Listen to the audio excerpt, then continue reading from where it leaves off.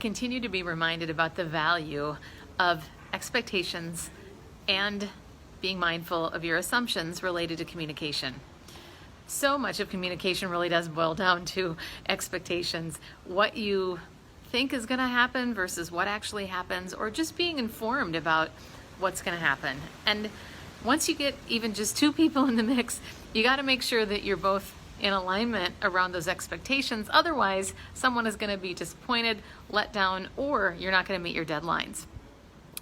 So when you're working with somebody on a project for the first time, I've been learning this the hard way recently, make sure that you check in with them. Hey, before we start working on this, I know this may sound really obvious, but here's how I like to be communicated with. Here's what it looks like for me. What does it look like for you?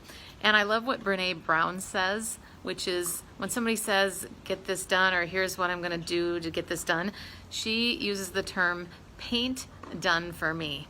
In other words, what does done look like to you? Because what done looks like to one person might look very different to someone else. I'm also learning about how everybody values different things related to communication.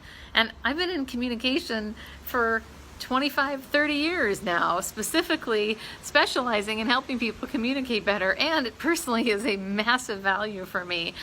So I'm just used to making sure that I include everybody, that I communicate regularly, and yet not everybody has that same value. So think about the assumptions that you might be making that other people don't know about. I've noticed this very recently in an experience that I've been having, is the assumptions that are made, and part of me just needs to trust the process. Another part of me says, I think it's really important that I know what's happening in my project.